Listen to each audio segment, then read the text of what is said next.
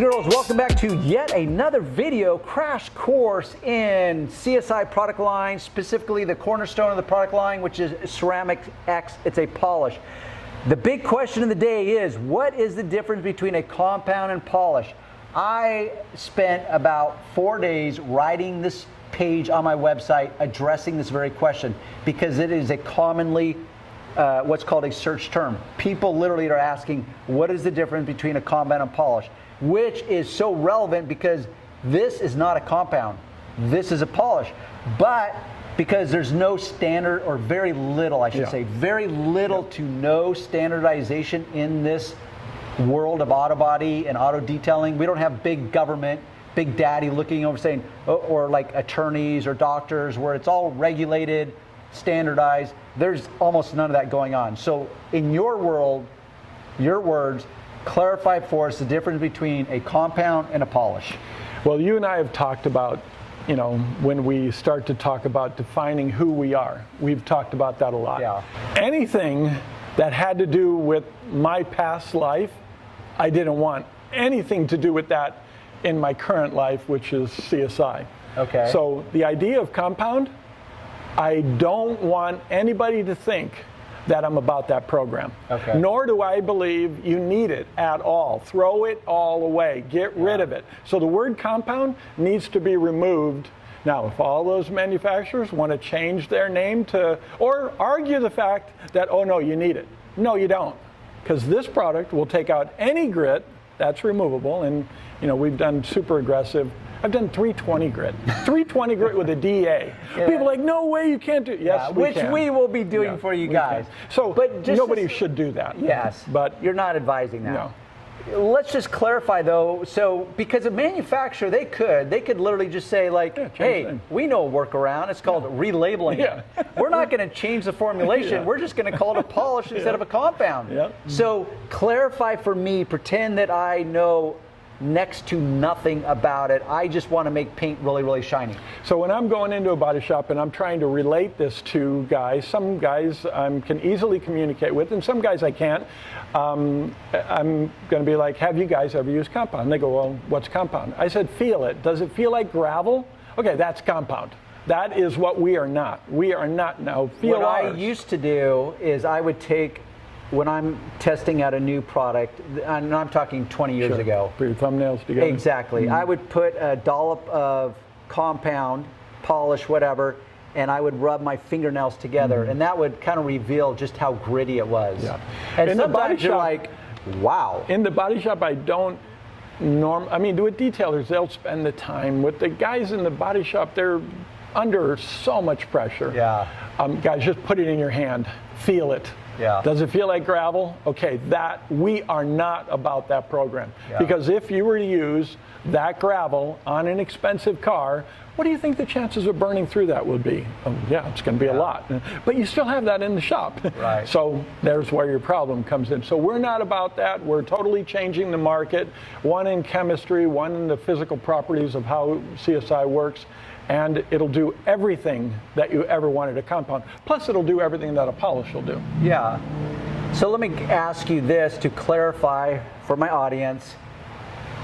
Most of us that have been in the business for any length of time are familiar with this term because the manufacturers in my world, that's how they market themselves. It's with fancy packaging, fancy labeling, sophisticated terms. But at the end of the day, you're like, I don't even know what that means. It's kind of like, really every industry plays that game. Like, how about cellular service? Oh, the fastest 4G network available. I'm thinking, I don't even know what 4G means. Yeah, I know. But there you are telling me it's the fastest, so therefore I must need it because I want fast, I don't want slow. I don't know what 4G means, but okay, I sign me up. Yeah. So to clarify, because we're familiar with this term called diminishing abrasive technology, the acronym is DAT. So are you that? No. Boy, that just rhymed and I didn't even mean for it to rhyme. Are you DAT? We so are diminishing abrasive technology. So non-diminishing. Non-diminishing. Okay. Now, to a chemist who's trying to split hairs with me, because he will. Oh yes, I have a feeling I know where you're headed with that. And he will say, well, what is non-diminishing and what is diminishing? So Does a diamond break down? Does a it diamond ever wheel. diminish? Does it ever? And of course Right. it does, Yeah. because they wear out. But The analogy I use is granite, Grand Canyon. It's like, Yes. okay, granite's pretty hard. It is. Will it ever wear out? Yes. I don't know. Look at the Grand Canyon. That's right. Look what water has done to Yeah. it over millennia Yeah. of years. Yeah. So It you can eventually- say it's really, really hard, but eventually it wears down. That's right. So that's where the splitting it's a of the hairs come in. controlled. It's a controlled. It degrades at a controlled rate. Okay. That's what diminishing and non-diminishing. That defines that. So So diminishing abrasive is uncontrolled, as in you can't control the You rate can't. of which it breaks down. It's- Is that a fair yeah, statement? absolutely. Okay. It'll throw scratches everywhere, and you'll wonder where those scratches are coming from. Which is something that I was always perplexed by. Meaning, if I compare that to, for example, sandpaper. But sandpaper's controlled, at least It is now. to me it is, meaning, okay, if I buy a 1,000 grit sheet of sandpaper, I accept that, and I could be incorrect on this, that it's got 1,000 equal parts per square inch Yep. on that sheet of paper. Yep. And then if I go to a 1,500 grit piece of sandpaper, I can control the scratch pattern or the types of scratches that are going to be introduced into that paint with 1,000 grit versus 1,500 grit. I have control. And that was what was taught to us in the auto body industry when P grits were coming out. What is P grit? Well, that Define was it was probably something, I don't know who came up with it or who coined it. It might have been one manufacturer, because it was that one manufacturer that was coming into my body shop and said, "Have you ever used sandpaper and gotten these crazy 80 grit scratches Right. from a much finer grit?" I'm Yeah. going, "Yeah. How All the come that time. happens?" And they go, "Well, now that won't happen because we have come out with this P grit sandpaper." That was way before anything more than 600 grit. Okay. So the 36 grit would have 80 grit, or 80 grit will have 36. You know, it just wasn't was all controlled. over the board. It was all over. So then they started to control that. And that basically is who CSI is. It's very controlled. It comes from an optic lens industry that uses these control factors. Which is another term the industry loves to throw around. Optical clarity. It's like, okay, what does that even mean? It could mean something, but Yep. no one's explaining it to me. They're just saying, hey, Darren, this is the next greatest polish that you need to use. It will produce optical clarity unlike the others. It's like, okay, what does that actually translate to my working world? Yeah. Something I want to, like, work further down the rabbit hole, though, is that comparison between sanding paper and diminishing abrasive technology, which is why it made sense to me, but why it also confused me. So I related it like, okay, diminishing abrasives, it makes sense. So if I'm sanding wood, I'm sanding paint, I'm going to start out with an aggressive sandpaper to remove the heavy blemishes, and then I'm going to then switch to a finer sandpaper, remove those deep sanding marks with finer sanding marks, and progressively work down. But each sheet of paper represented my form of control. Sure. So when I was introduced to diminishing abrasive technology, I said, oh, that's kind of like sandpaper, where it starts out aggressive, which is good, heavy lifting, but it finishes into a fine polish. Okay, cool. But then I started thinking, it's like, but wait a minute, how do I know at what rate that's happening? And when I first put the pad on it, I've got to accept that that's the most abrasive moment of that pad. So the second I make one pass, how much is it diminished? How quickly is it doing it? Now I've just made two passes. Is it now continuing to diminish? And how far down is it diminishing? And now if I'm doing this overlapping for thoroughness, as we're taught in the non-technical school of auto detailing, it's like, okay, I just overlapped it, but did I overlap it with aggressive compounding marks versus non-aggressive? Like, that's where I thought, something's wrong with this equation. Well, could I produce the results? Yes, but I was still perplexed. And that's where, when you take these very deep thoughts, very, very deep thoughts, and when I was working on fully developing this concept and trying to explain it, it was taking the idea of a diminishing abrasive particle and coming up with the hard evidence, and that was what the AFM scan at Cal Poly in Pomona And we got a team of very, very smart people together and proved that the diminishing abrasive particle was actually more abrasive than the final sand. So whatever you final sanded with, the gravel from the diminishing abrasive particle was damaging the inner matrix of the finished sanded surface. How do you think they could still produce a visually acceptable? You can't. It's impossible. That's why you have to cover it with glaze. Okay, yeah. That's the whole concept. Followed up with a different polish. Well, you would have to do with a polish, but you always finish with a glaze. So the original concept was compound, polish, and glaze. Okay, that's what we did. Because they accepted that they really couldn't produce the results. You absolutely So couldn't. therefore, we're going to put this temporary Band-Aid in the form of a glaze and just kick it to the curb and hope that Johnny customer doesn't know. That's and right. by the way, as a rule, most Johnny customers, they don't know the difference. For example, my wife, which, as you know, this is my second marriage. And so every girl that I've had a relationship with, because I'm such a car enthusiast, I'm talking about girlfriends prior to first marriage, then a girlfriend or two in between, and then my marriage now. Not to get too personal, but the point is every one of them, we'd be driving on the freeway, I'd be like, oh my gosh, look at that black car. That thing looks horrible. And they'd look over and be like, what? I mean, it's a Mercedes. That's a cool car. I said, yeah, it's a cool car, but look at that paint is like horrid. And like, well, what do you mean? Like, what do you mean, what do I mean? Don't you see like how bad that paint is? Look at all the swirl marks. Look at all the wash scratch. And then their eye would become trained because I would train them as to how to see what I, as a detailer, am looking at. It's like, how do you not, first off, how do you not even notice that first? Like how is that not automatic to you? It just isn't. Which is my point, is that most of your customers, at least on my level, your level, the multi-million-dollar restoration, very different audience. My audience, they come into a car, it's like, wow, Darren, it's so shiny. It's like, yep, it is, it's shiny. But there's still plenty of blemishes on that paint. And that was always the problem, because we did have a mixture. We had, a large shop, a lot of employees, meaning we had to keep everybody fed. So of course you had the super high-end restoration that these people are all critical thinkers. Right. I mean, you sit down and you just have to go into lots of detail. Because you're going to charge them a lot of money. Yeah. So they need to know that you know what you're doing.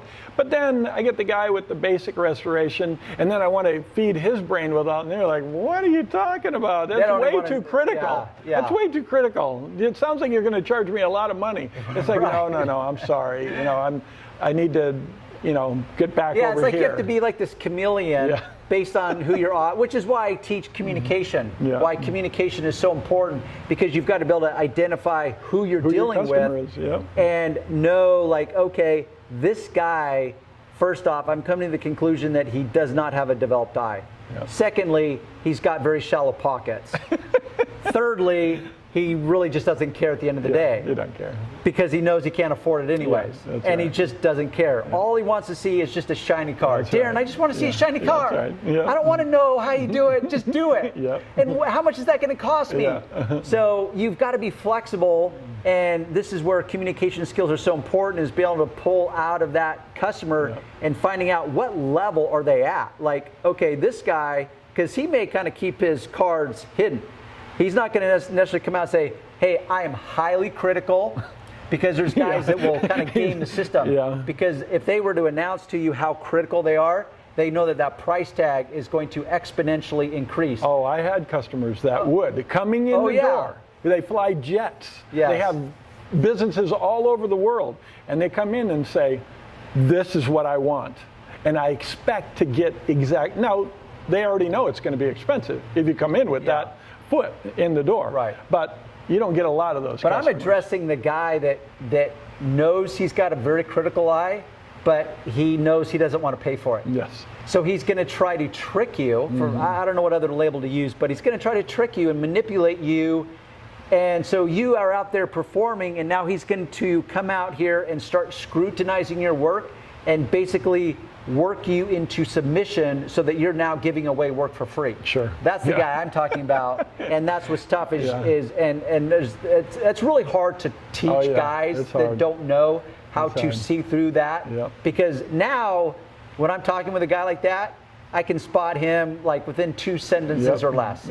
I asked the right questions, and now he's just revealed himself, even though he thinks he's still got his, his deck of cards hidden or his hand hidden.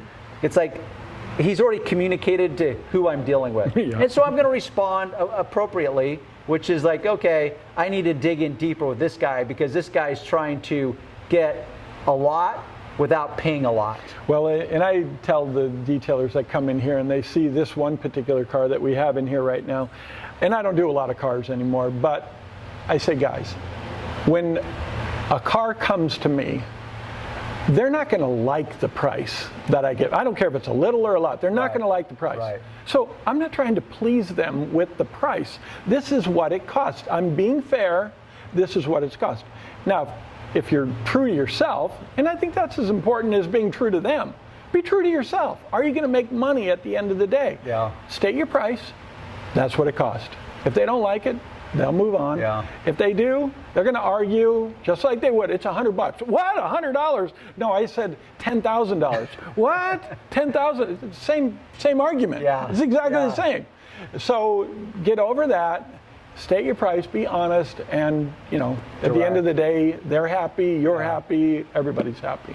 Which is part of what I'm trying to teach these guys is how to take that scenario that will be part of owning a business and running a business, but how do you dissect that and manage it so that you can manage your customers' expectations, build authority and credibility and trust, and become very, very profitable.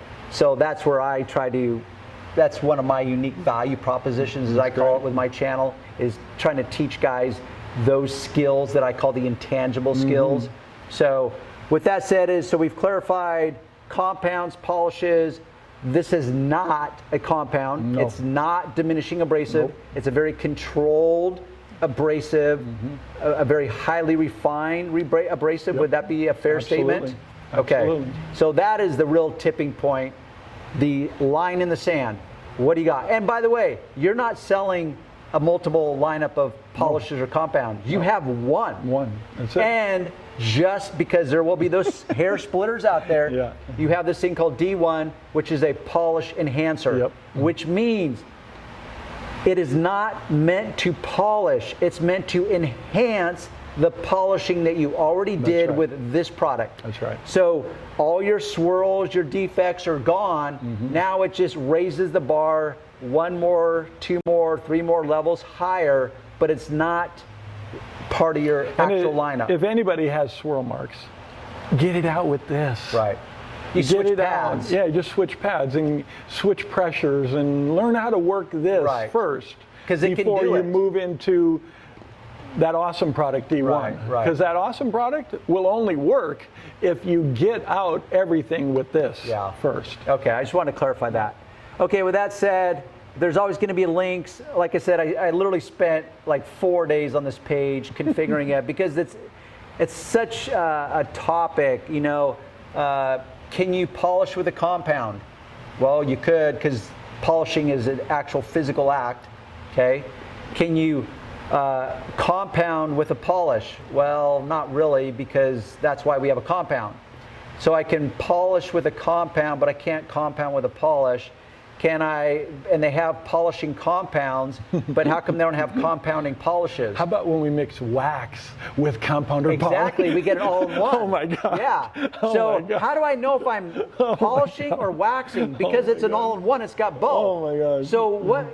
It's kind of like that same discussion with the sandpapers versus diminishing abrasives. How do I know when it's doing what? It's like taking a right grinding disc and mixing it with 1,000 grit sandpaper.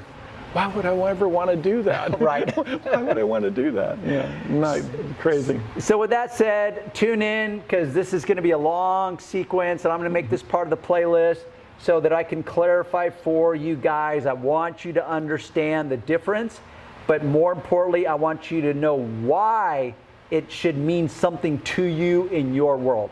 So with that said, leave us a compound. What is, specifically answer this for me. In 1, 2, or 3 sentences, how would you define the difference? Let's say a customer of yours, or let's say you're just a car owner and you're watching this. How would you explain in 1, 2, or 3 sentences to your customer the difference between a compound and polish before you heard this moment? I want to know what that is so that we could possibly address some of the things that guys bring up. Yeah. Okay, till next time, we'll see you on the next video.